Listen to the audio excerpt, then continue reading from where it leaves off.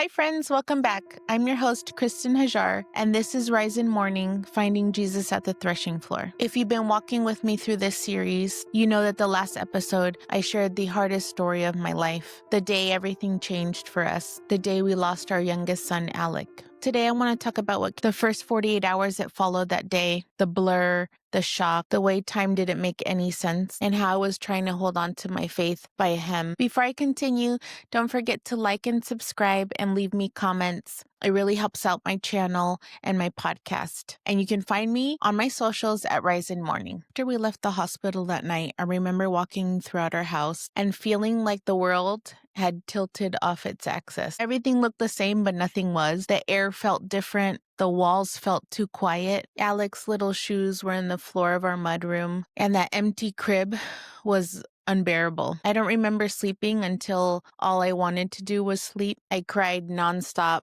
I even cried when my tears dried out. My face was so swollen and puffy and dry. It was like my body kept moving, but my mind stayed frozen in time. Every second was a replay, a desperate wish that I could rewind the day and just go back, do things differently, not even go at all. I wanted to rewind that day and change everything. I suffered from horrific flashbacks that would jolt my entire body. I would daydream, if you want to call it. Oh, I guess it was like a flashback, but I could be fully awake and just replaying things or all the traumatic events of that day. And I would be awake and I'd just be like, jolted every time I thought something. And this happened for months. Those first 48 hours were filled with phone calls, the kind you never want to make, but my family took care of all that for me. And I'm so grateful for that. I never made one phone call, received one phone call. I didn't want to hear from the outside world. I just couldn't. Then came the decisions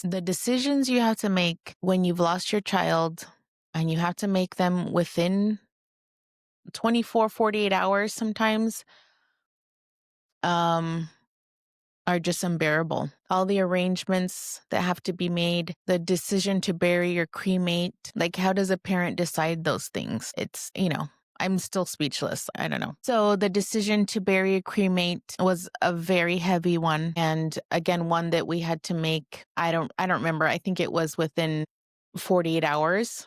How we got to the decision was that both my husband and I aren't from Florida. And we based our decision on knowing that this might not be our forever home, our forever state. And I just couldn't leave my son behind. I couldn't leave him somewhere that I probably couldn't visit often if we moved away, or even if we stayed in Florida and we moved to a different house, north or south of here, it would make it difficult to be around him. So we based our decision to cremate him based on that, because we're just not from here and we just didn't want to not be around him. How can we bury our child knowing that we might leave him behind? We just couldn't make that decision. And cremation wouldn't be our first option, but it was what we chose for our family. And it was pure hell. It was awful. I'm not going to lie. A lot of the arrangements and things that had to be decided upon so quickly, things that you wouldn't have to think about as a parent, had to be made. I'm grateful for my husband for just supporting. We supported each other in these decisions. We asked each other's opinions, and we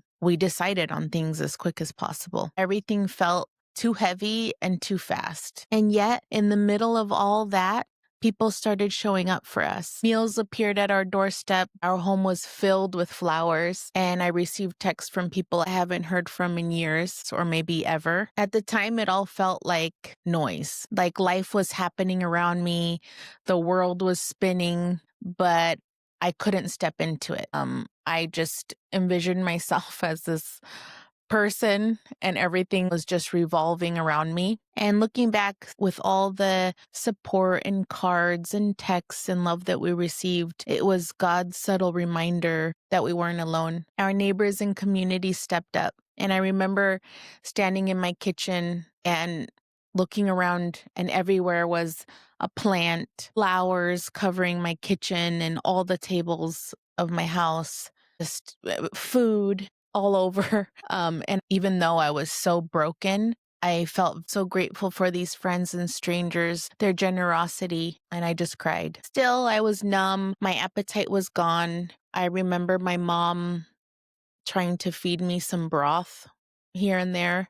I just didn't have an appetite. I couldn't drive. I felt like the world was unsafe. Like if something so tragic can happen once, what else can happen? And then there was the guilt that ate me for years. It crept into every thought, in every silence. As a mother, I felt responsible. The events of that day and all the horrific things me and my family had to witness and go through played like a loop in my head. In those first few weeks, I made a mistake I didn't realize was a mistake. I went to therapy before my heart and my body were ready. I wanted to do the right thing and find a way out of my trauma, my guilt, my pain. But trauma doesn't work that way. You actually have to let it boil, let it simmer for at least 3 to 6 months before you seek out a trauma therapist. And this is just because your brain is blocked. It's trying to protect you from it all. Your brain is just kind of shut down. So you can't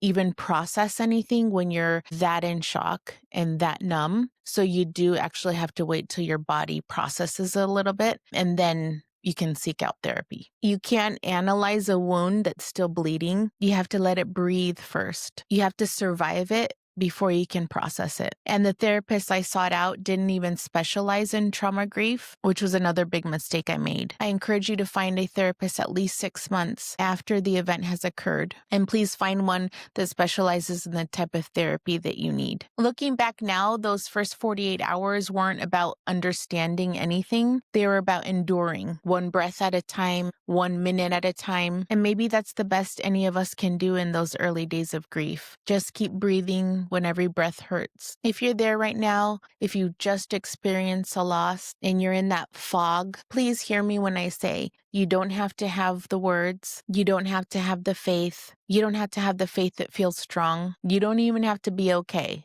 because frankly, most of us aren't. Just exist. Let people feed you.